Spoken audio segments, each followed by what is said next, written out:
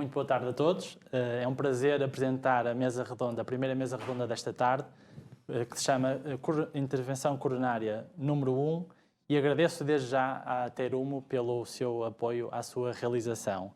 Esta mesa será moderada pelo professor Henrique Carvalho, diretor do Instituto de Ciências Biomédicas Abel Salazar, um dos meus mentores e um grande amigo acima de tudo, o Dr. Vítor Gil, cardiologista de intervenção do Centro Hospitalar Universitário de Coimbra, e contaremos com 3 apresentações que garantidamente serão excelentes, do Dr. Jorge Guardado, do Dr. Henrique Mesquita Gabriel e do Dr. Ricardo Santos. Aproveito para referir que temos online um painel de discussão constituído pelo Dr. Diogo Torres, do Hospital de Santa Maria, pelo Dr. Hugo Vinhas, do Hospital de Faro, e pelo Dr. Tiago Pereira da Silva, do Hospital de Santa Marta. Incentivo e também desafio o nosso painel de discussão para nos enviar os seus comentários, as suas questões, não só o painel de discussão, mas também todos os participantes através da aplicação, através do chat, para que realmente esta seja uma discussão interessante. Obrigado a todos por terem aceito o convite da Comissão Organizadora e da APIC para estarem presentes. Passo a palavra aos moderadores para então começarmos esta mesa redonda. Muito obrigado, Bruno. É de facto um modelo diferente, é um ano diferente, mas apesar de tudo, eu acho que o mais importante é que se vai concretizar a proposta e eu quero por isso dar os parabéns à direção da APIC e à direção da Sociedade Portuguesa de Cardiologia, que conseguiram, contra a dificuldade, montar este modelo, que eu tenho a certeza que vai ser um modelo de sucesso. Antes de dar início à primeira palestra, quero só rapidamente cumprimentar o Bruno, o Vítor, o Henrique, o Ricardo e o Jorge, que vão seguramente transformar esta primeira mesa redonda numa mesa redonda de grande interesse e discussão, que nós gostaríamos que fosse tão viva como tem sido nos outros anos de forma presencial. De maneira que, para não demorar mais, ia dar a palavra ao Dr. Jorge Guardado, que nos vai apresentar uma proposta que é Hard Rock Combat, litotrípsia versus traqueomia rotacional. E lembro que tem 15 minutos. Jorge, está bem? Para apresentar, está bom? Ora, em primeiro lugar, quero agradecer o convite, o amável convite que a organização da APIC me fez para estar aqui presente, e é com todo o prazer que estou aqui nesta mesa de pessoas bem ilustres. Quero cumprimentar a todos, o professor Henrique Carvalho na mesa e o Dr. Vítor Matos, o Bruno Bruxado como pivô e o Ricardo e o Henrique que me vão acompanhar. E a todos estão do outro lado, obviamente, e ao painel que está de discussão. Esta questão do cálcio é uma questão que desde o início, obviamente, todos nós sabemos que quando encontramos... eu, em primeiro lugar, queria apresentar as minhas disclosures. Na verdade, eu sou um adepto da atractomia rotacional e do eco intracoronário, mas também sou adepto porque são as minhas ferramentas de trabalho que tenho normalmente no laboratório. Não tenho experiência com esta técnica emergente nas coronárias do shockwave e não tenho disponível o OCT na minha prática corrente. Quando vemos isto que está aqui, ficamos todos sem perceber bem o que é que vamos fazer. Lesões destas, nodulares, calcificadíssimas, em que a angiografia permite perceber perfeitamente uma artéria altamente calcificada, uma calcificação severa, com uma placa nodular no segmento médio, ficamos todos sem perceber bem como é que vamos lidar com esta situação para conseguir ter sucesso na angioplastia de um doente que tem isquémia e que tem angina e que necessita da sua revascularização coronária. Sabemos que, do ponto de vista do cálcio, pelo menos cada 5 doentes que se submetem à angioplastia têm moderada a severas placas calcificadas e, em relação a esta situação, sabemos que o cálcio aumenta aos eventos major da angioplastia e que está associada a uma expansão inadequada, sobretudo quando a calcificação é assimétrica e que pode chegar aos 50%. Por outro lado, também sabemos que, apesar de insuflações a alta pressão com balões não complacentes podem não dilatar completamente lesões severamente calcificadas, sobretudo quando o arco é acima de 180, apesar de nos parecer que na angiografia as coisas podem estar corretas. O cálcio é, de facto, um problema crescente e pode afetar negativamente o impacto da angioplastia se não for tratado. E uma das análises que podemos ter aqui, de 14 estudos de drug-eluting stent, mostra que até cerca de 30%, portanto, se calhar mais do que aquilo que as pessoas que estão do lado de lá e pensam que pode ser, portanto, cerca de 30% dos doentes têm lesões pelo menos moderadas a severamente calcificadas. O cálcio, obviamente, piora o prognóstico clínico. Aqui há uma análise de 7 estudos contemporâneos há 3 anos que mostram que existem claramente menor grau de revascularização completa e uma mortalidade crescente nos doentes que têm calcificação severa, e isto é com significado estatístico. Portanto, claramente o cálcio pode nos dar um MACE, sobretudo também na mortalidade. E nesta análise do Horizons, do Acuity Trials e do Arrive Registry, conseguimos perceber que cerca de 32% dos doentes têm calcificação moderada a severa, tal como anteriormente já tínhamos visto no gráfico anterior, e que 6% têm calcificação muito severa, e que o cálcio implica claramente uma probabilidade de morte, de revascularização precoce, de falência do vaso tratado e de MACE.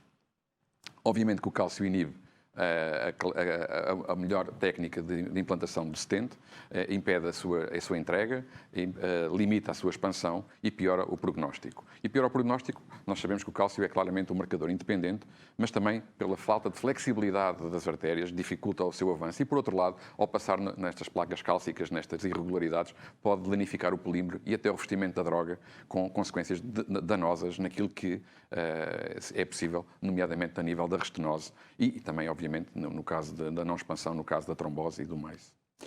É claramente que sabemos que no cálcio, quanto maior for o arco de cálcio, maior o seu comprimento, maior a sua espessura e maior o seu volume, obviamente temos uma maior probabilidade de menor subexpansão dos stents. Subexpansão dos stents que obviamente podem ser mais prováveis na calcificação assimétrica e obviamente aumentam os eventos isquémicos pelo menos a 1 ano.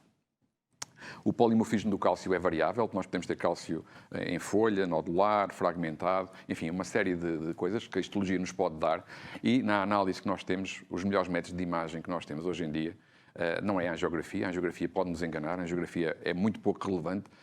No caso anterior, obviamente que a calcificação é severa e podemos analisá-la na angiografia de uma forma muito importante, mas na verdade, para além do angio-TC, que pode ser usado não invasivamente para percebermos o grau de calcificação e o prognóstico dos doentes em relação ao cálcio, nas ferramentas reais que nós temos na hemodinâmica é o eco intracoronário e o OCT, sendo que o OCT, por ter maior definição, consegue nos dar muito mais informação, nomeadamente na espessura, no volume, no comprimento, e na capacidade de podermos ter este tipo de análise, que é uma análise aqui por dimário, onde podemos ter vários pontos através do grau do arco, do grau da extensão da calcificação acima de 5 mm, da espessura acima de 0,5 e do arco acima de 180. Aqui estão 5 pontos, inicialmente, tradicionalmente era 4 pontos, mas o dimário colocou 5 pontos para otimizar melhor esta definição e que nos permite depois optar por estratégias iniciais de tratamento destes doentes, ou por balão inicialmente, se for um score abaixo de 2, com um score acima de 2,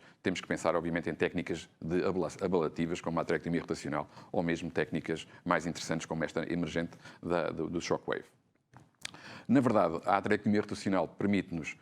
Qual é o racional? O racional é a modificação das características da placa calcificada na ordem de facilitar a entrega de balões e a sua dilatação e a consequência, a expansão do stent.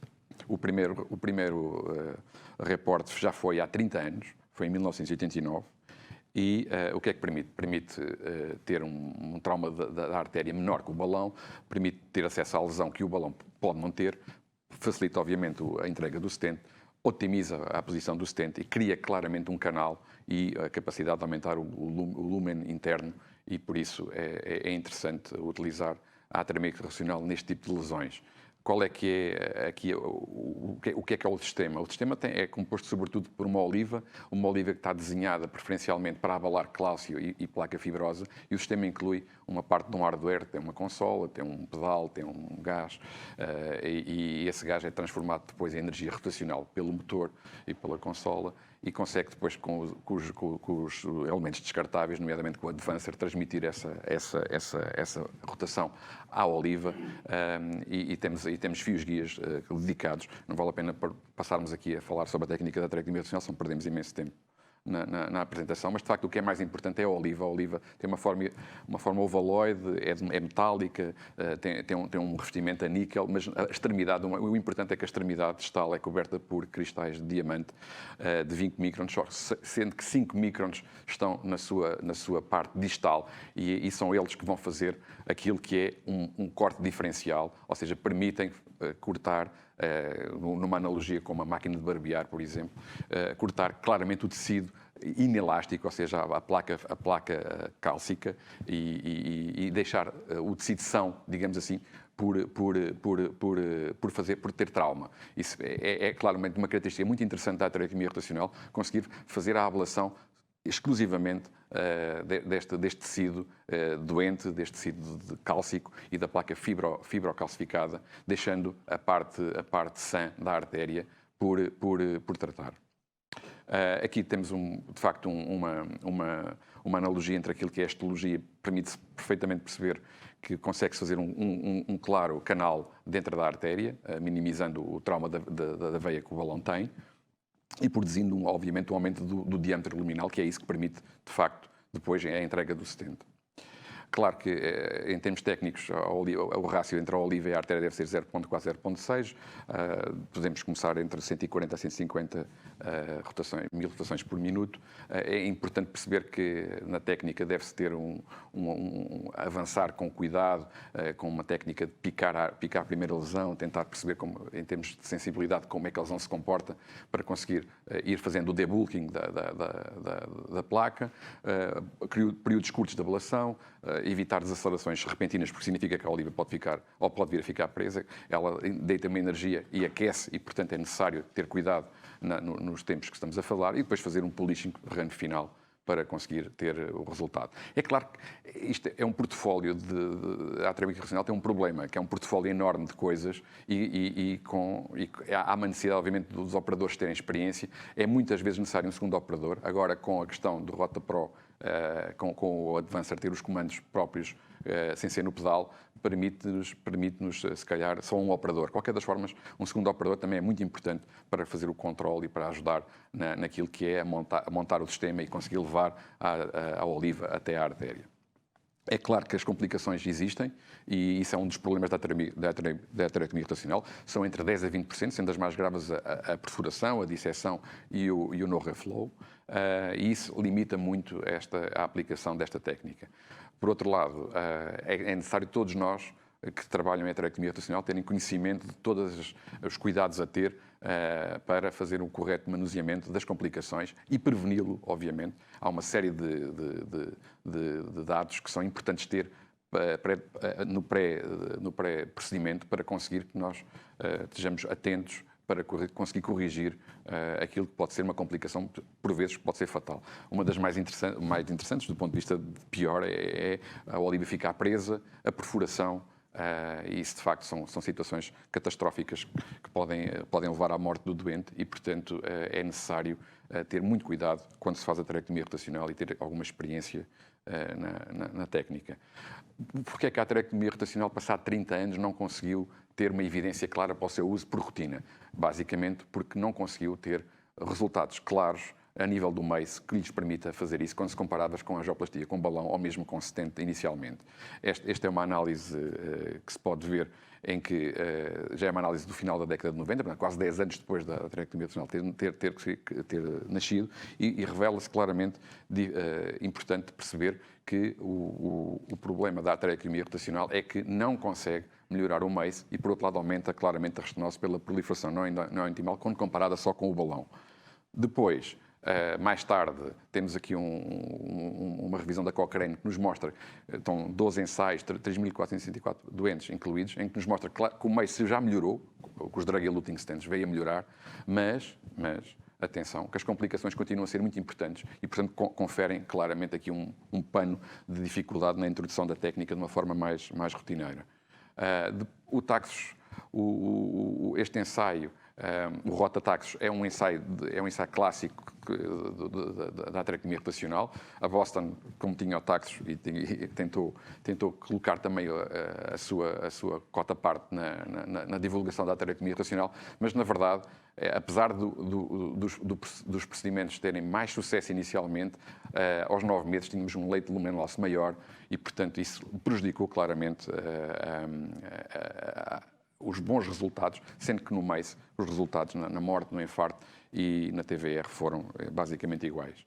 Depois, mais tarde, temos aqui o pré-calc, que é uma comparação entre a aterectomia rotacional e os balões não complacentes e os cutting balloons e os scoring balloons e com a aterectomia rotacional, e aqui também há uma melhoria em relação ao leite de lumen loss, mas isso porque os sensores de terceira geração, como têm um melhor polímero e como têm, ou não têm polímero, mas têm uma droga que também é mais eficiente, acaba por compensar este leite de lumen loss e o fenómeno da restenose provocada pela atrameia rotacional e, portanto, compensar um pouco, sendo que neste ensaio, claramente, é um ensaio, se calhar o melhor ensaio em relação àquilo que a atrameia rotacional conseguiu fazer. Mas aqui também temos que considerar que os operadores que trabalharam eram experientes e, portanto, o nível de complicações aqui foi relativamente igual nos dois braços. Em relação à litotrípsia, é uma técnica emergente, é uma técnica nova, baseia-se na capacidade de destruir o cálcio através de onda sonora. É uma técnica que tem pouco tempo de existência. Em 2017 é a marca CS, se não estou enganado, e consiste num gerador, num conector e num balão. O balão tem emissores de energia sonora. Os balões são claramente de 12 milímetros de máximo de extensão, têm 2 emissores e variam entre 2,5 e 4 de diâmetro. E conseguem emitir 80 pulsos, sendo que cada pulso é de 1 segundo e aconselham-se pulsos de 10 segundos, portanto 8 pulsos por cada run, ou por cada atividade do balão. O balão, obviamente, qual é que é o racional? Os emissores emitem uma pequena faísca, o soro salino com o contraste do balão provoca uma bolha, essa bolha vai aumentar e vai se degradar, provoca uma energia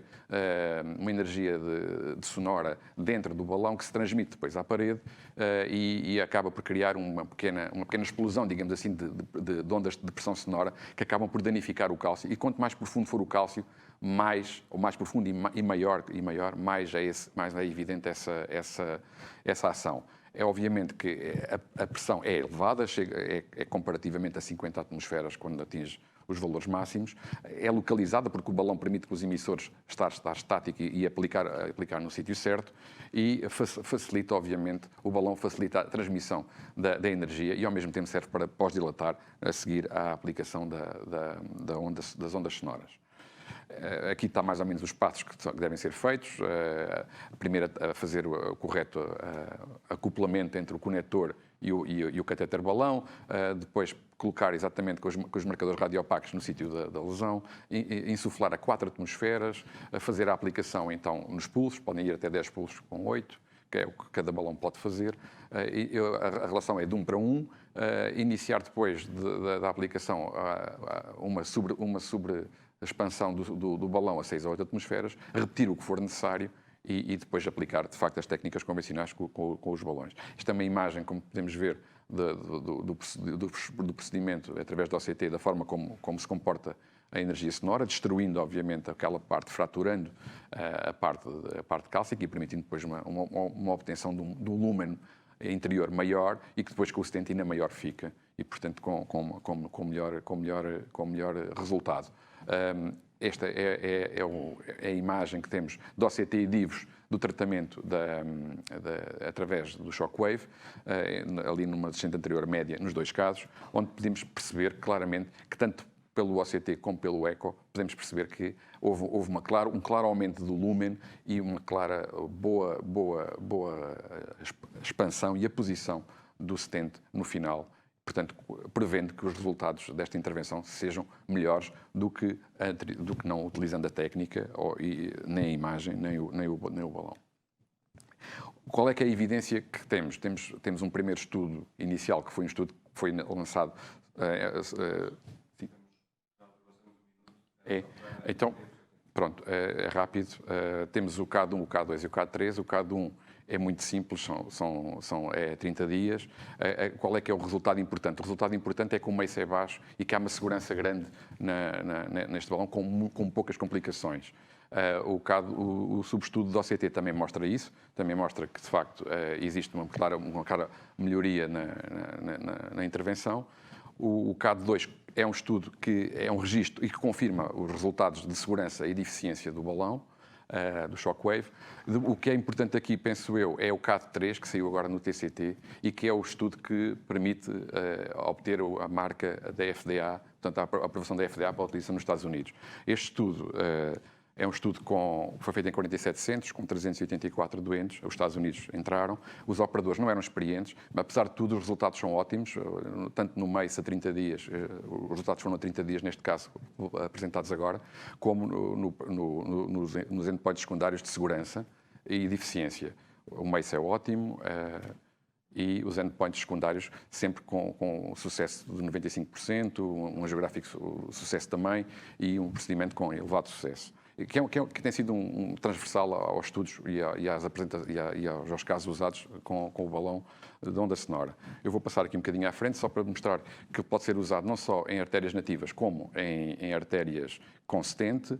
Portanto, obviamente que as artérias nativas têm mais sucesso na dilatação e as com stent menos, mas pode ser utilizado para expandir stents que anteriormente tinham ficado com não expandidos nas técnicas convencionais. A grande diferença entre a técnica do rotablator e esta é que a técnica do rotablator é uma técnica ablativa, esta não é. A técnica da onda sonora é muito mais segura e muito mais friendly para o operador e não tem tantas complicações, nem tem tanta parafernália, nem tanta dificuldade em usar e com muito menos complicações. Podemos usar as duas técnicas, que o rotatripsy já foi apresentado várias vezes. Quando não conseguimos dilatar mesmo, apesar do rotablator, pode-se utilizar a litotrícia. E em termos de custos parece haver claramente uma melhoria, só um bocadinho, uma melhoria da eficiência económica quando se utiliza o balão de shockwave em relação à aterectomia rotacional. Só para terminar, o caso de há bocado foi resolvido com a aterectomia rotacional, através de via radial. Vou só passar rapidamente as imagens. E foi difícil passar, passou-se com uma oliva de 1,5. Expandiu-se com stents não complacentes, com balões não complacentes, aplicou-se um único stent, 3,5, 20, 38, e o resultado em geográfico foi bem. Foi usada a imagem por eco intracoronário, que não trouxe, mas que mostrava o bom resultado.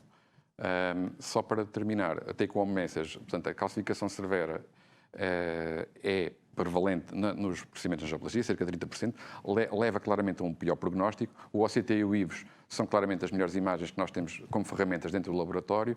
A aterectomia rotacional é uma técnica antiga, complexa e requer operadores experientes para ter bons resultados.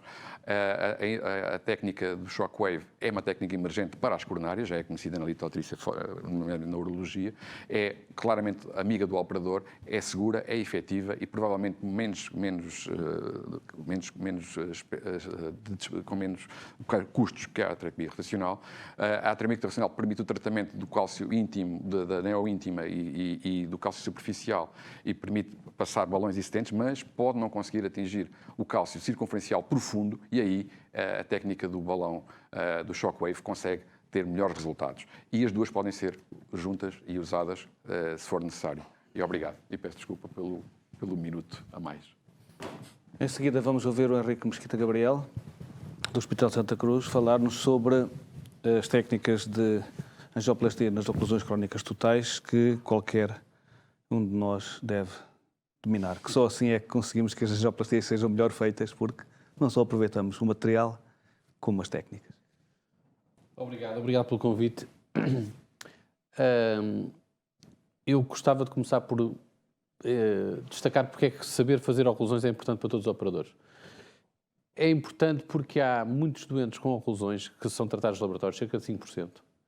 Há doentes em que a angioplastia de oclusão é praticamente a única opção para além da terapêutica médica.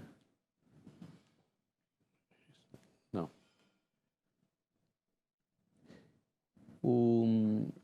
Nomeadamente doentes com doença coronária sem envolvimento descendente anterior, que os cirurgiões facilmente recusam, sem doença valvular os cirurgiões recusam-nos e deixam a oclusão para nós fazermos. Há doentes que já passaram a fase cirúrgica, nomeadamente doentes pós-bypasses ou doentes com risco cirúrgico elevado, em que a opção de revascularização é novamente a angioplastia coronária. E porquê é que se anda a fazer mais angioplastias de oclusões crónicas? Sobretudo nas últimas 2 décadas, houve desenvolvimentos importantes em termos de técnicas, nomeadamente a técnica retrógrada e de disseção e reentrada, e tecnológicos, sobretudo no capítulo dos fios guias e dos microcatéteres, que aumentaram francamente o sucesso da intervenção e a sua segurança.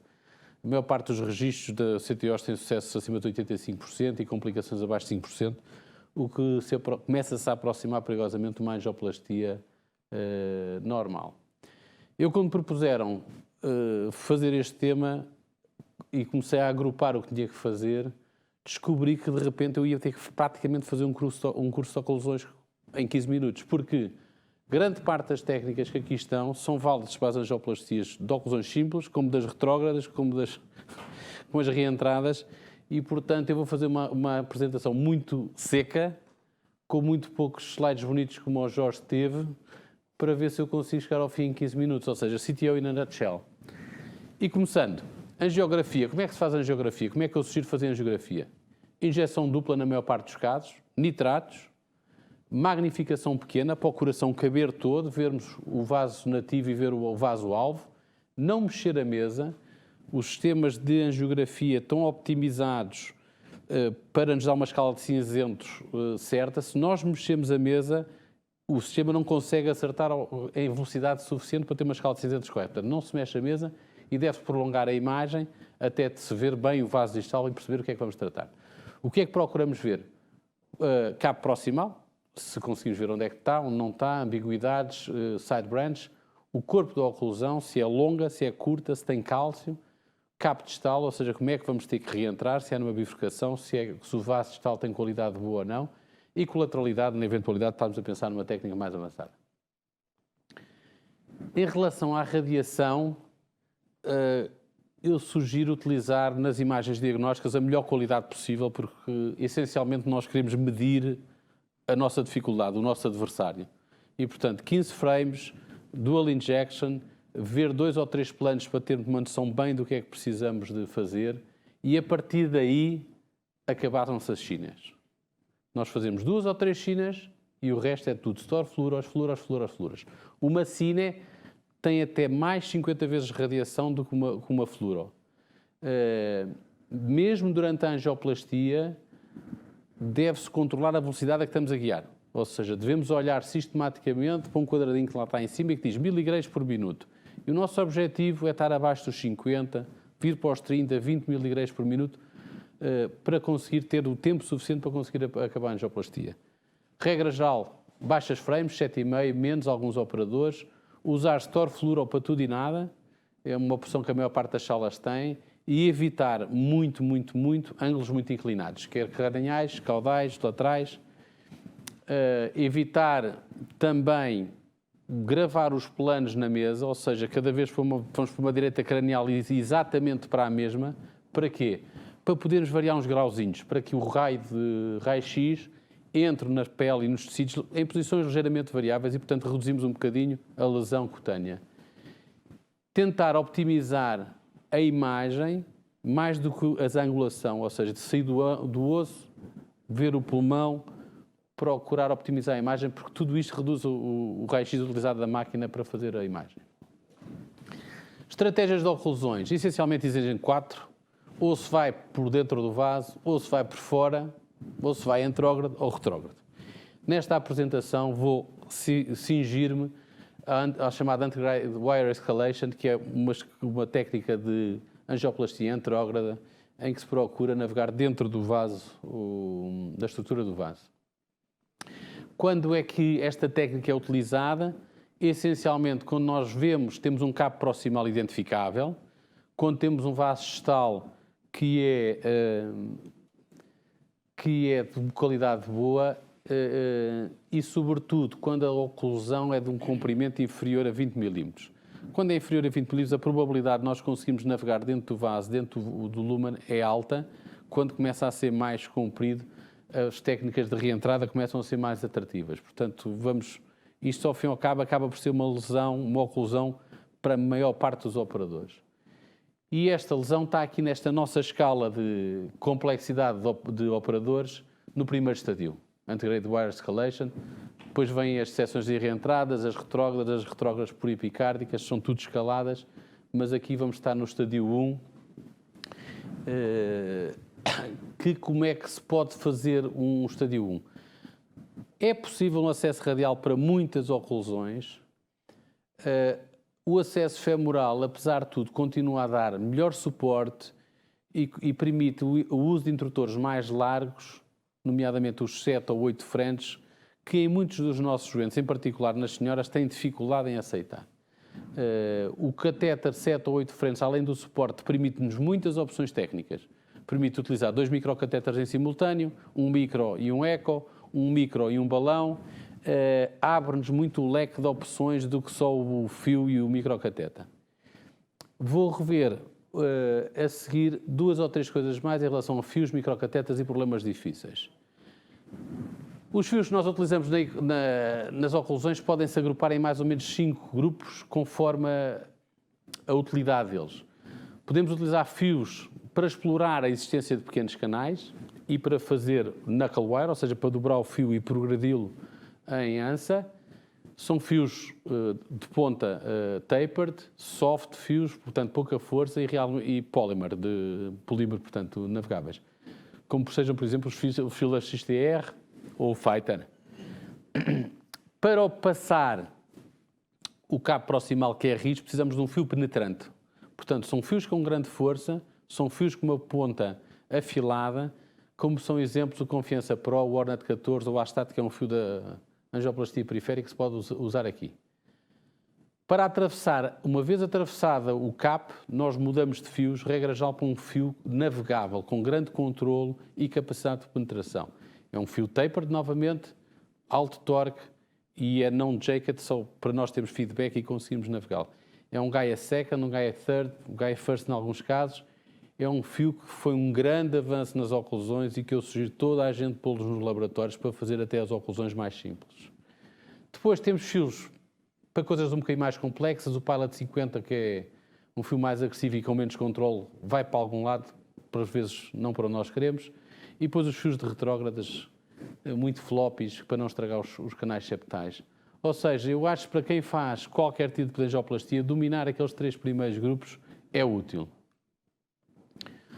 Manipulação dos fios. Há várias técnicas de manipulação. Drilling, portanto, essencialmente rodar o fio na expectativa dele fazer um buraquinho.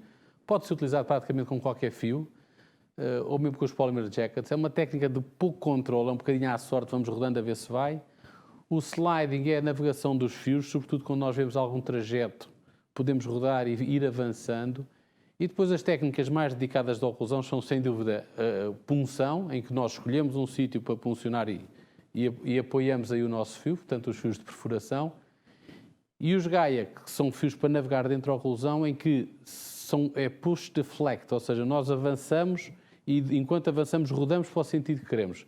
Assim que o fio fica preso, retiramos e voltamos a fazer o movimento. Portanto, o fio tem que estar móvel e nós conseguimos, com essa mobilidade, controlar para onde é que ele vai. A ponta do fio é uma consequência da intenção de manipulação. Portanto, se queremos fazer um drilling, uma curva praticamente convencional serve. Se é para deslizar e controlar, novamente uma curva com dupla permite uma curva maior escolher o vaso principal de grande diâmetro e uma vez entrando dentro da oclusão conseguimos navegar utilizando a curva mais da ponta. Portanto, é uma curva... Para puncionar, nós queremos uma curva muito pouco aberta para conseguir transmitir a força à ponta. Os Gaia vêm com uma curva feita de fábrica, que é um micro-J, é uma curva muito pequena para permitir navegar dentro da oclusão. E os para surfing também curvas pequenas para permitir o fio navegar. O segundo componente importante, além do fio, são os microcatéteres. E há microcatéteres para todos os gostos. Há microcatéteres aqui do lado esquerdo para uso geral e o Fine Cross é um exemplo mais que penso que todos mais estamos habituados. E depois há catéteres que permitem rodá-los, torcá-los para eles avançarem sobre si próprios. O Caravel pouco, mas depois entramos no Turnpike Spiral e o Turnpike Gold, que tem autenticamente um parafuso na ponta e que nos dão capacidades de cruzes, de atravessar progressivos. Este slide é para chamar a atenção de que os microcatéteres atravessam melhor que qualquer balão. Eu não consigo rodar um balão para entrar numa lesão. E, portanto, se eu não atravesso um fio-guia, não faço uma oclusão. Se não atravessar um microcatéter, não é atravessando um balão que eu vou conseguir. Suporte. Introdutores longos, catéteres grandes, curvas de suporte, extensões de catéter e anchoring balloon. São opções progressivas para ter a opção de... Vou aqui agora falar em 2 ou 3 técnicas que acho que a maior parte dos operadores proficientes em coronárias podem utilizar nas oclusões mais simples, que são técnicas para optimizar problemas de uma placa, um proximal cap não perfurável, em que podemos utilizar ali à esquerda um power puncture. O que é que é? Na essência, nós levamos o microcatéter, o fio guia até a oclusão, o fio não passa e nós prendemos o microcatéter nas paredes da artéria, insuflando um balão ao lado do microcatéter. E, portanto, a nossa capacidade de forçar o fio aumenta imenso. Há uma série de técnicas um bocadinho mais complexas que eu vou passar por elas. Há uma segunda técnica que é parecida com esta, que é o Power Knuckle. A grande diferença é que, em vez de utilizarmos um fio perfurante, utilizamos um fio soft, um fio da XT, que vai fazer dança e vai dissecar entre a placa e a parede da artéria, que é o Power Knuckle. Por outro lado, uma técnica facilmente acessível é utilizar, em vez de um microcatéter de 1 lumen, um de duplo lumen, que aumenta muitíssimo o suporte, como podem ver neste slide. A vermelho temos um microcatéter standard, azul um de duplo lumen, e a força de suporte em gramas do fio quase que triplica com a simples troca de um microcatéter para o outro. Passamos o fio guia e temos que assim passar o microcatéter, dilatar a oclusão. Por vezes é difícil passar um balão. E aqui as técnicas mais simples serão utilizar um balão insuflando progressivamente, que é o balloon tracking, e insuflamos um bocadinho, eles insuflam e avançamos mais 1 milímetro e voltamos a insuflar e vamos ganhando milímetro a milímetro. Uma técnica um bocadinho diferente é a chamada microdisseção, que é o quê? É pôr o balão encostado à placa e levá-lo ao ponto de ruptura.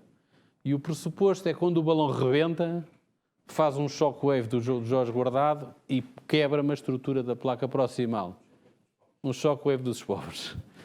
A terceira alternativa é utilizar um microcatéter progressivamente mais firme, que podemos ter aqui uma escala só para nos orientar, de que vai da esquerda de uns balões over the wire, depois temos os fine crosses, os turnpikes e os caravel, e depois vamos para os turnpikes spiral e gold com capacidade de enroscar, entre aspas, na lesão progressivamente maior.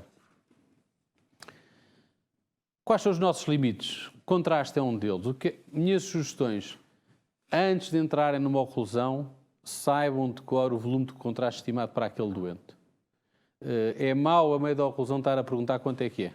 Nós devemos saber e deve haver uma pessoa fora da mesa responsável pelo contraste que nos tem que saber o contraste.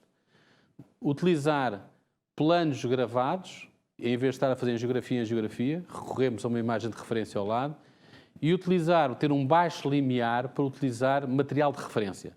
Ou seja, pôr um segundo fio só para saber onde é que está a oclusão, pôr um side branch.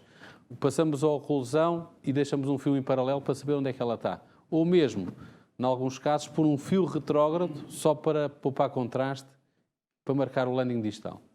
Complicações têm descido muito. Isto é o CTO Registry é um registro relativamente recente de oclusões. Eu demoro mais 1 minuto, Henrique. Complicações cerca de 3%. As mais temidas são o tamponamento e pericardiocentrese, morte menos de 1%, infarto periprostimento 1%. Portanto, são taxas de complicações, eu acho que reconfortantes para quem faz oclusões. Destas complicações, a que tem mais a ver com a técnica de oclusões é a perfuração.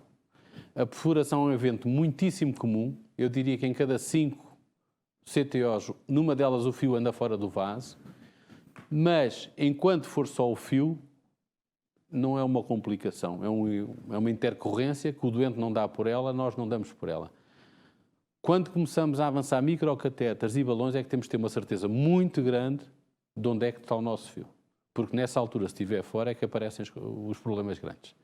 Primeiro passo numa perfuração, insuflar o balão no sítio da perfuração. Se possível, o ideal é mesmo na perfuração tapá-la, lá em cima, ou proximal, se não possível. Proximal tem uma limitação, é que pode haver fluxo retrógrado por colaterais a continuar a sangrar.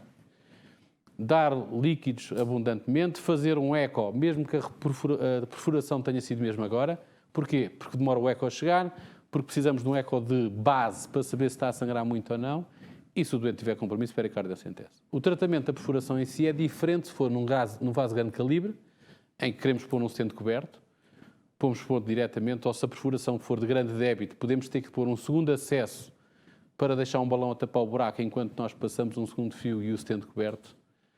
Ou se for num pequeno vaso, uma técnica de grande sucesso é pura e simplesmente aspirar o microcatéter, de modo a colapsar o vaso, e mantendo essa sucção, muitas vezes a hemorragia para, e depois a embolização de gordura, que pode tirar da virilha, do braço, de um coágulo feito na mesa, de tudo, de fios coronários aos bocadinhos, de linhas de sutura. Uma das opções é excluir o pequeno vaso com o stent coberto, que é uma solução que novamente tem o mesmo problema. Nós podemos tapar o fluxo antrógrado e continuar a ter fluxo retrógrado. Stents cobertos, Graphmaster e o Papyrus é muito mais simples, eu penso que matou praticamente o Graphmaster. Calibres mais fácil, navegação, menos trombose, portanto é um non-brainer. Uma palavra em relação à protamina. Regra geral, a protamina é precisa enquanto tivermos material nas coronárias, mas assim que temos o problema resolvido, é favorável reverter a protamina, mesmo que achemos que o problema esteja resolvido. Este registro do TCT do ano passado mostra que os autocampos melhoram, mesmo depois de controlar o problema, revertendo a protamina. Portanto, acaba-se o procedimento e reverte. Quando é que se para? O nosso limite é a radiação, 5 grays sem nenhum progresso, 8 grays com algum progresso, dose de contraste, como falamos, quando se perde o vaso distal por colateralidade ou por complicações. Em particular, se houver instabilidade clínica. Obrigado. Muito obrigado, Henrique. Foi uma apresentação muito pedagógica e muito sistemática e um tema muito longo e quero-te dar os parabéns pela forma como abordaste, que eu acho que todos nós beneficiamos com este tipo de reflexão. Vamos passar então para a última apresentação, que é sobre o fim da batalha e ninguém melhor para acabar esta batalha do que o Ricardo Santos. Obrigado, Ricardo. Obrigado. Gostaria de começar por agradecer o amável convite que me foi feito e dar os parabéns à APIC por mais esta excelente organização e principalmente pela tomada de decisão de optar por este modelo de uma forma extremamente atempada, quando até parecia eventualmente prematura. Muitos parabéns por essa decisão que não deve ter sido fácil. Bom, então pediram para falar aqui sobre stents, nomeadamente sobre um stent. Eu tenho que começar por dizer que tenho aqui algum conflito de interesses. Temos estado a falar de partir pedra e de fazer buracos, não foi para isso que me solicitaram. O meu trabalho aqui é passar tubo, não é a remover calhaus. Uma apresentação básica do stent que vamos falar, o Ultimaster Tansei, que é a nova versão do stent Ultimaster já conhecido, que pode ser apresentado de várias maneiras, pode ser visto de várias maneiras, pode ser submetido a Photoshop, mas em termos práticos tem umas características que gostaria que vocês se apercebessem bem. É uma plataforma de 80 micros de crómio cobalto, muito conformável, tem um polímero que é absorvido de forma simultânea com a droga em cerca de 3 a 4 meses e tem a particularidade de que o polímero e a droga, consequentemente, não estão aplicadas nas zonas do stent mais sujeitas à pressão, como podem ver ali pela imagem, apenas está aplicado na zona azul. Obviamente, isto é a fotografia de perfil e nós temos que ver mais aprofundadamente as características deste stent e as suas aplicações. Aqui, em avaliações de laboratório, a conformabilidade do stent aparentemente não é inferior, até talvez superior a alguns dos seus rivais. Mostrar que tem, em teoria e em laboratório, um excelente comportamento em termos de bifurcações, devido à sua estrutura com 2 ligações, que permite uma área de acesso ao side branch nos stents até 3 de 4 mm de diâmetro e nos stents acima de 3 até 5 mm de diâmetro. Aqui, enfatizar o tal aspecto de não haver polímero nem droga nas zonas sujeitas a stress, evitando o que acontece com outros stents, em que há estas fraturas do polímero são fator desencadeador de resposta inflamatória excessiva.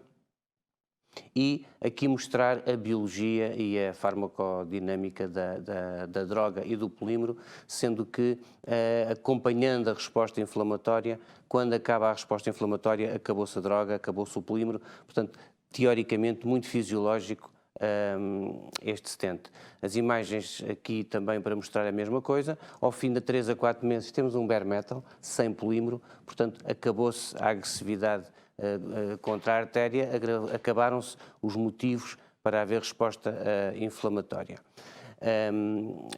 Algumas características inovadoras neste último modelo foi de facto a ponta. A ponta passou a ser feita com material maleável e arredondado, permitindo deslizar melhor. Aqui a comparação com outro tipo de pontas utilizado noutros stents, e aqui também análises em laboratório simulando calcificações numa curva, o que acontece nos stents que têm a ponta rígida e blunt versus o stent em que a ponta do balão é mole e arredondada, portanto passa melhor e não degrada o próprio material. Portanto, estas são as principais características do stent: baixo perfil, boa flexibilidade para chegar onde é necessário, boa flexibilidade para conformar a anatomia do vaso, uma boa força radial e um scaffolding que é adequado e uniforme.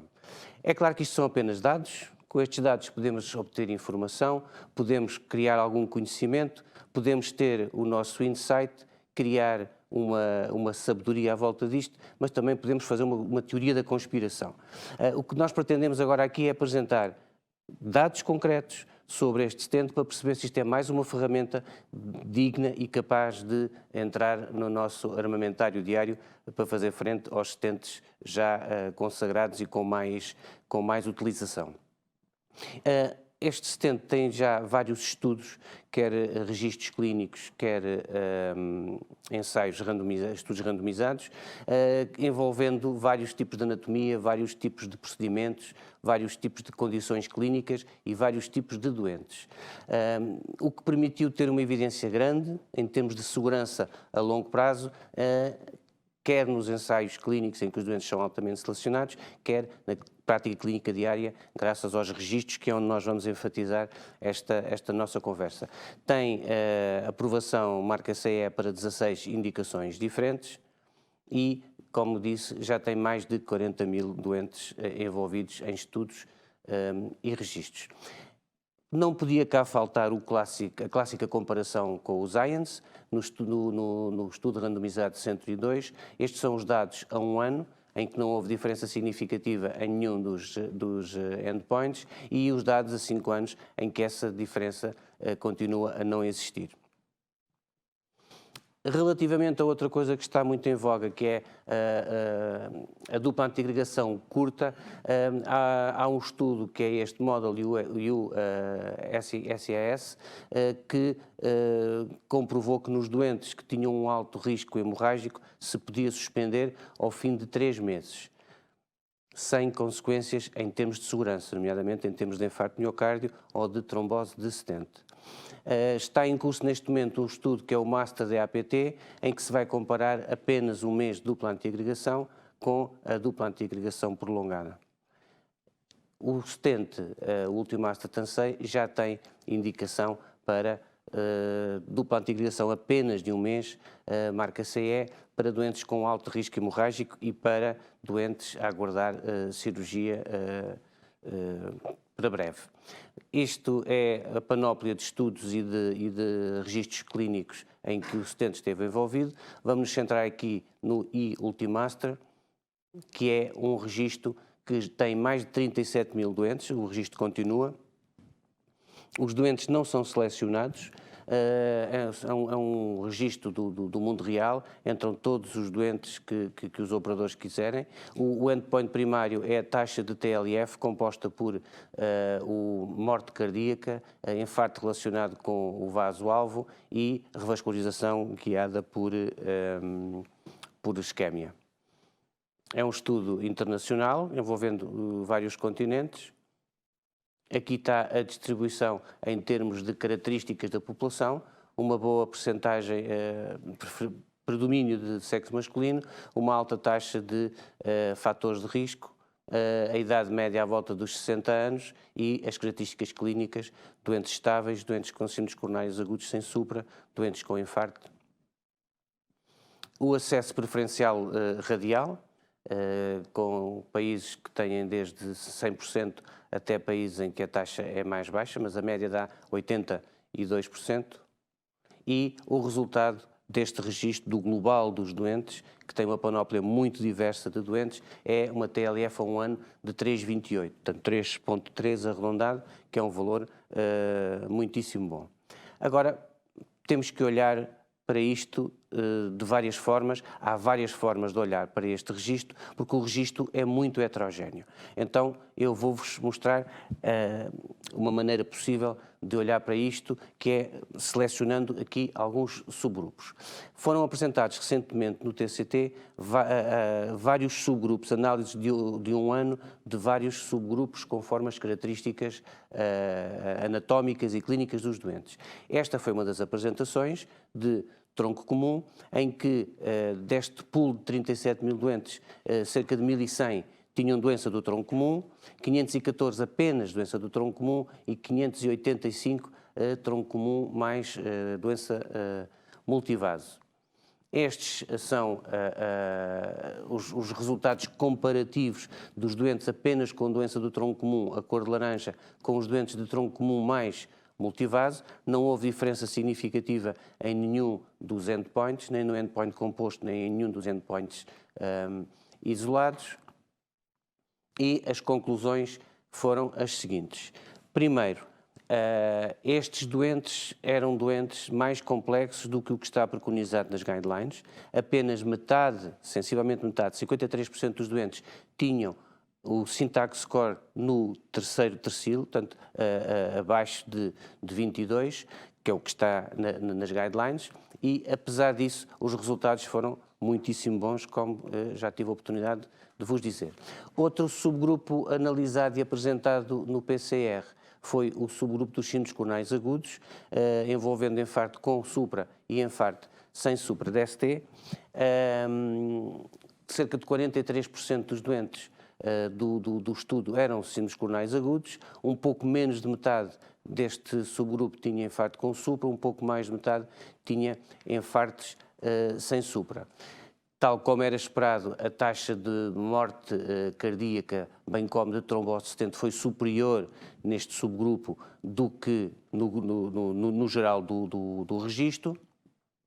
Contrariamente, o infarto do vaso-alvo e a isquemia guiada, a revascularização guiada por isquemia não foi superior, foi equivalente, e foi também superior a TVF e a TLF ao fim de um ano. A conclusão foi que estes doentes eram, de facto, o grupo de maior risco dentro deste registro e que os resultados foram considerados bastante bons. Bifurcações. Outro aspecto crítico em que a seleção do stent pode fazer toda a diferença. Conforme já tive a ocasião de falar, o stent, em teoria, adapta-se muito bem às bifurcações, consegue abrir uma boa malha para o side branch, consegue ficar bem aposto se for utilizada a técnica correta. E neste registro Ultimaster, em 37 mil doentes, 4.400 sensivelmente tinham bifurcações. Este subgrupo de bifurcações foi analisado em vários subgrupos. Verdadeiras bifurcações, ou seja, em que há envolvimento pelo menos de um dos segmentos do vaso principal e do vaso colateral, versus as outras bifurcações, utilização ou não de POT, 1 ou 2 stents e utilização ou não de kissing balloon. O endpoint primário era o endpoint do registro em geral. Aqui algumas das características dos doentes, uma alta percentagem de doentes com síndromes coronários agudos, quase 50%, e mais de metade dos doentes com doença multivase. 12% de tronco comum e o número de stents implantados, 1,9%. Aqui a mostrar em termos da classificação de Medina, portanto, mais de metade eram verdadeiras bifurcações, e aqui mostrar a percentagem de doentes que levou um stent, que é francamente superior, portanto 3/4, e a técnica que não foi a mais desejável na maioria dos doentes, apenas 1/3 fez POT, apenas 1/3 fez kissing balloon. Aqui os resultados ao fim de um ano, resultados não ajustados, um TLF de 5.1, portanto acima da média do grupo, mas também é esperado, são os doentes mais complexos, e aqui já depois de fazer o matching, comparando as bifurcações verdadeiras com as outras bifurcações, nas verdadeiras bifurcações houve mais infarto do vaso-alvo e comparando um stent ou 2 stents não houve diferença significativa, exceto na trombose de stent, que foi significativamente superior no grupo que levou 2 stents. E aqui a análise da técnica. Reparai que o kissing fez diferença, fazer kissing ou não fazer kissing só fez diferença em termos da taxa de infarto do vaso-alvo, ao passo que a utilização de POT diminuiu francamente todos os parâmetros analisados, à exceção da morte cardíaca. Portanto, nas bifurcações foram avaliados 4.400 doentes, o outcome do endpoint primário foi de 5.1 ao fim de um ano, a estratégia dominante foi de apenas um stent e o POT claramente está associado com benefício clínico, com impacto nos endpoints analisados. Outro subgrupo apresentado também agora no PCR deste registro foi a doença multivaso, 16.000 doentes com doença multivaso. Estes doentes foram divididos em 2 grupos. O grupo em que houve revascularização completa versus o grupo em que a revascularização foi incompleta. Aqui a avaliação das características dos endpoints conforme os grupos, verifica-se como seria talvez de esperar, que houve mais mortalidade nos doentes em revascularização foi incompleta e o TLR também foi maior e isto já por inerência houve mais revascularização de outras artérias nos doentes com revascularização incompleta durante o procedimento INDEX. Portanto, a revascularização completa claramente otimiza os outcomes dos pacientes com melhoria clínica, melhoria da mortalidade e diminuição da necessidade de revascularizar. E os resultados, mais uma vez, são muito bons. Em relação a outro subgrupo também apresentado, que é a angioplastia complexa, foram avaliados destes 37.000 doentes, foram 10.000 considerados como complexos. Consideraram-se complexos de acordo com a existência de algumas daquelas características, como seja doença multivaso, implantação de 3 ou mais stents, tratamento de 3 ou mais lesões, bifurcações com mais de 2 stents, comprimento de stent acima de 60 ou CTOs. Eu já estou quase a acabar. Aqui a prevalência de cada um destes componentes e aqui os resultados ao fim do ano, comparativamente os doentes complexos com os doentes não complexos. Salientar que, efetivamente, nos doentes complexos houve uma TLF superior, que foi de 4.2, portanto eu recordo que isto era o endpoint primário, e reparar aqui também que a diferença é importante consoante os doentes tinham 1 ou 2 características de complexidade ou tinham 3 ou mais características. Curiosamente, e isto é paradoxal, a trombose de stent foi maior nos doentes que tinham menos características de complexidade. Portanto, os resultados ao ano são bastante bons, são baixos os eventos e o risco de outcomes adversos aumentou com o número de características de complexidade. Para finalizar, em relação às CTOs, também foram avaliadas 1.309 doentes. Dizer muito rápido, são as características demográficas dos doentes, acesso radial na maioria, mostrar que a técnica utilizada foi essencialmente a via antrógrada e isto é a TLF, praticamente sobre o nível A do registro global, 3.7, portanto, resultados muito bons. Mostrou-se que o risco estava reduzido no sexo masculino e no acesso radial e que estava aumentado nos doentes com infarto com supra e com aumento do número de stents implantados. E as conclusões foram que os resultados, de facto, com este stent foram baixos e muito semelhantes à população global do registro. Era isto que eu vos queria falar. Obviamente isto pode ser visto de várias maneiras, tal como esta imagem, mas acho que temos motivos para estar satisfeitos e se alguém olhar para aqui e vir algo que não sejam pessoas satisfeitas e a manifestar satisfação, provavelmente precisam de procurar um médico. Tentei não dar a volta aos resultados e apresentar a verdadeira realidade das coisas e claramente não estou a apresentar a última Coca-Cola no deserto, mas um stent que pode ser mais um candidato a estar na nossa prateleira e a ser utilizado sempre que esteja disponível. Espero ter sido claro e não ter gerado confusão. Muito obrigado, Dr. Ricardo, pela sua apresentação. Rapidamente vamos passar então para a discussão, até para termos algum tempo.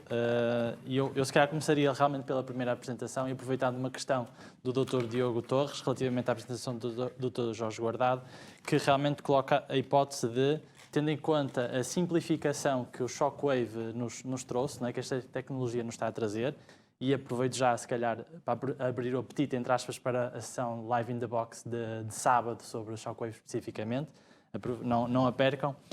Realmente o Dr. Diogo questionava se isto não passará eventualmente a ser a terapêutica standard de tratamento das lesões calcificadas.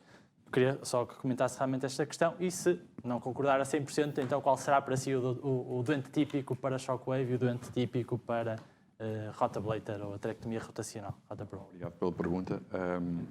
Complementar o Diogo, que deve estar do lado de lá. A questão aqui é simples. As técnicas, penso eu, que são complementares e não são exclusivas. Eu penso que, apesar da aterectomia rotacional ter a complexidade que tem ainda, apesar do Rota Pro poder colocar, simplificou um bocadinho mais o processo e não diminuiu, obviamente, as complicações, nem toda a necessidade da experiência, mas na verdade, a calcificação coronária, quando é extremamente severa, difusa, longa, dificilmente com o Shockwave nós vamos conseguir bons resultados. Temos que abrir um túnel primeiro, temos que abrir primeiro a artéria, temos que conseguir que o Shockwave depois possa eventualmente funcionar se for necessário. Há sempre aquela artéria que não se vai conseguir abrir com o Shockwave. O Shockwave não passa. Há sempre aquela lesão que o balão não vai conseguir ultrapassar. Apesar dos ensaios que foram feitos, obviamente também há eventualmente o bias da seleção dos doentes, mas é óbvio que nos ensaios que foram feitos os resultados são ótimos, mas são ensaios também pequenos. Pequena dimensão, este Disrupt 3 que foi apresentado no TCT também só tem 30 dias, 300 doentes, 30 dias. Obviamente que o sucesso é ótimo, mas também temos a ver a seleção dos doentes que foram feitas para estes ensaios. O doente complexo, o doente com calcificação severa, o doente com doença difusa, o doente que tem lesões não dilatáveis de balão, vai ter que carecer de uma técnica de ablação. E aí a aterectomia rotacional é claramente importante. Eu acho que não vamos perder a aterectomia rotacional. E é necessário que nos treinamos e que a tenhamos sempre no nosso arsenal. Obviamente que o Shockwave vem facilitar muito e vem colocar a hipótese de muitos doentes que nós estávamos a tratar por aterectomia rotacional e até aqueles que não estávamos, porque estamos a tratar muitos doentes com o scoring balloon, com o cutting balloon, enfim, talvez esses doentes possam beneficiar claramente do Shockwave. O Shockwave é claramente bom para o cálcio profundo. Consegue ter muito melhores resultados no cálcio focal, nas lesões mais pequenas e no cálcio profundo, enquanto a aterectomia rotacional abre um canal de ablação e permite a passagem. A nossa geração vive com uma tecnologia de ponta, não é? Os nossos catéteres, os nossos guias de intervenção, mas as coisas ainda não são simples. A lesão calcificada, tortuosa, vai continuar a colocar-nos muitos desafios e realmente um gold standard único ainda não viremos ter. Eu penso que não. Claro. A aterectomia rotacional é um bom exemplo da apresentação do Henrique Gabriel. Não faz sentido atualmente andarmos a demorar tempos infinitos a passar uma guia de rotablator, que toda a gente sabe que é péssima, não é? Quando temos microcatéteres para passar uma guia boa, trocar com microcatéter e, portanto, isso é um exemplo que simplificou a técnica. Para lá da questão que tu disseste do Rota Pro, havia gente que se baralhava com Olha, os pedais, deixa-me só dizer-te uma coisa. Nós em Leiria temos em 2019 cerca de 5% dos casos feitos com aterectomia rotacional. todos eles foram feitos com microcatéter. Eu não tenho nenhum doente feito com passagem da guia do Eu, a rótulo. semana passada, fiz um caso simples com microcatéter. Uma direita enorme e provavelmente passaria uma guia de rotablator. E mesmo assim fiz... Só um comentário ainda relativamente à utilização do rotablator. Isto é um exercício de persistência, o rotablator, não é? Portanto, nós temos o rotablator há 30 anos e tem sido tentada a utilização para várias circunstâncias particulares. E, basicamente, came to the basics, porque aquilo que nós queremos é ter condições para passar a outros dispositivos que finalmente vão tratar a artéria. Mas, portanto, é um elemento essencial, porque sem conseguirmos passar a artéria, sem conseguirmos dilatar um balão, sem conseguirmos meter um balão de shockwave, não vai haver angioplastia com resultado final. Portanto, aquilo que acontecia, e eu lembro-me, quando comecei a fazer essa técnica há muitos anos, que nem vale a pena pensar há quantos, aquilo que era preciso, e que o material era obviamente muito menos performante do que é agora, era arranjar espaço para conseguirmos evoluir para o tratamento definitivo da artéria. E isso só era possível nas lesões calcificadas com o rotablator. Portanto, eu estou muito de acordo com aquilo que o Jorge disse, apesar de ser uma tentação a utilização de shockwave, porque é de facto uma utilização muitíssimo mais simples, está muito menos, associa-se a muito menos complicações, tem resultados excelentes, vai ser provavelmente utilizado para outras condições que não têm a ver com os coronários, têm a ver com até abordagens periféricas, e nós temos um caso e que vai ser reportado com essa utilização. Portanto, temos aqui é mais uma boa ferramenta que se vai associar a estas que nós já temos, mas que têm objetivos absolutamente diferentes, não é? De maneira que era só esse comentário para reforçar aquilo que... Eu não vou dizer há quanto tempo começámos a fazer rotablator, mas todos os que estão para aqui, menos os que estão aqui presentes, menos o Bruno, sabem que, quando nos ensinaram a fazer, nos diziam para atingirmos rácios de 80%. E, portanto, nós queríamos tirar todo a troma. O que não faz sentido, faz sentido é o que o professor Henrique disse, abrir caminho, chegar lá e fazer o que disse o Ricardo. O rotablator ainda tem alguma logística que assusta muita gente e que faz com que as pessoas fujam.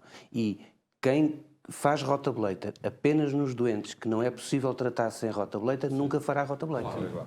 Portanto, é muito importante que as pessoas comecem a desdramatizar o rotablator e que comecem a fazer em casos que é possível fazer com outras técnicas, por forma a terem alguma experiência, dominarem a técnica, perderem os tumores, porque isto neste momento está muito mais simplificado. Esse conceito é o mesmo aplicável às CTOs. É exatamente, é a mesma coisa. E realmente demonstrou ali 4 estadios de risco ou de complexidade. E se calhar encaixando um bocadinho a outra questão do Dr. Diogo, sim. Acha que estes estadios são para todos operadores? Acha que realmente devemos começar por as tais lesões que são mais adequadas? E também já agora aproveitava então para questionar sobre isso. Sim. Eu estava aqui, eu sigo já para aí, queria só fazer um comentário em relação aos 2 comentários do Jorge, que é o seguinte: pode o shockwave vir tirar espaço ao treino dos operadores em rotablator? O Bruno agora acabou por fazer a pergunta, mas eu ia só comentar isso em relação ao Ricardo. Se nós não conseguirmos estar um bocadinho, melhorarmos um bocadinho o nível, portanto, o baseline da decisão para o rotablator, podemos correr esse risco. Eu penso que os centros que fazem rotablator devem fazer em doentes que claramente podem não ser claramente logo de rotablator, tal como estavam a dizer. Não é? Se vamos fazer só lesões complexas, provavelmente o treino vai estar comprometido. Eu acho que devemos fazer treino dos operadores, e em Leiria estamos a fazê-lo. Há 2 operadores que estão a começar a fazer, mas obviamente estamos a escolher casos que são casos mais simples e que provavelmente sem rotablator também se poderiam fazer. Mas eu acho que se não dominarmos a parafernália, como diz o Ricardo, e que assusta claramente as pessoas, dificilmente esta técnica pode continuar a sobreviver. É claro que ela, como o professor Henrique diz, há 30 anos que está cá para tentar mostrar alguma coisa e, na verdade, não mostrou nada. Mas não mostrou nada porque não é uma técnica definitiva. É uma técnica de caminho, de começar ou de recurso para poder ajudar a passar o material. E atribuir-lhe o mau resultado à técnica também está errado, é um enviesamento, como tu disseste. Exatamente. A técnica só permite... E o operador médico e o técnico e o enfermeiro que está na sala também é essencial que tenha esse conforto para nos ajudar. Tem que ter confiança. E, portanto, isso tudo, esse setting é realmente essencial. Como em termos de discussão estamos um bocadinho mais a apertados... técnica que precisa, a técnica coronária, excetuando talvez a CTO, que necessita de mais treino e de mais coordenação das pessoas para além do operador principal. Exatamente. Mas Só que é tem um a única papel técnica- essencial. É a única técnica que é preciso que o operador não seja surdo, tais mais velhotas estavam ali. E desculpa lá só dizer mais isto. Vamos só organizar aqui a Ao discussão. contrário das CTOs, ao Senão contrário daqui das a um bocado, CTOs, para que quem está melhora... lá a casa começa a ser muito complicado seguir isto. Deixa-me só Portanto, dizer isto. Ao contrário das CTOs, cujos resultados melhoram com a melhoria de todos os materiais, a experiência em Rotablator agrava-se com a melhoria dos outros materiais. Porque há guias que passam mais facilmente, há balões que passam mais facilmente e o Rotablator vai ficando para o lado porque assusta um bocadinho. Relativamente Voltando ao nós estávamos. Há aqueles 4 estadios, são os clássicos para a diferenciação dos operadores. Mas as oclusões são uma escala de cinzentos enorme. Como é que isto no dia-a-dia se traduz? E eu, no centro onde trabalho, todos os operadores estão autorizados, estão licenciados a fazer todas as oclusões que eles acharem que são competentes de fazer. Não há um teto para ninguém. Agora, há uma regra implícita que é que qualquer oclusão tentada passa. Se alguém achou que aquilo era execuível, passa para uma equipa que está dedicada em CTOs. Acho que aqueles estadios são estadios progressivos na diferenciação de uma pessoa. Pressupõe que uma angioplastia de CTO não é para quem está a fazer 50 angioplastias ou 100 na vida, mas quem já fez 200, 250, 300 começa a entrar nas CTOs. Portanto, eu não vejo aqueles estadios como uma coisa estanque. Acho que o que é que todos os operadores, desde os mais novos aos mais velhos, têm que dominar é saber angiografar bem uma oclusão e saber o que é uma oclusão complexa, mas que é execuível para uma pessoa treinada. Ou seja, não estar a mandar para cirurgia um doente não precisa de ser operado. Não estar a mandar para tratamento médico um doente que é possível angioplastar, mesmo que aquele operador não saiba. Portanto, isso todos os operadores têm que saber fazer. É o que é que eu consigo fazer e o que é possível fazer. E até isso, não acha que também, se calhar, sendo um bocado provocador, não deveria existir um trabalho sobre os colegas de cardiologia clínica, sobre os referenciadores, que às vezes ainda têm o conceito de todas as CTOs são complexas, todas as CTOs têm aquelas taxas de complicação antigas, não é? E não haverá também agora necessidade Nós ainda somos os gatekeepers. Não é? Eu não sei... Eu não sei Mas como é não que isso... notam que a referenciação para uma angioplastia de uma CTO ainda causa algum desconforto, ou pelo menos não é preciso quase convencer o cardiologia clínico? O que eu noto é que com o passar dos anos, eu tenho doentes que têm uma oclusão diagnosticada há 10 anos e me aparece agora. Porque as pessoas perceberam que é execuível e que se consegue fazer. Portanto, há pessoas a reavaliar a indicação. Pronto, já atingimos o nosso tempo. Foi uma discussão, apresentações e discussão excelentes. Portanto, agradeço a todos a vossa presença e temos que dar lugar a outros. Muito obrigado a todos. Obrigado. Obrigado.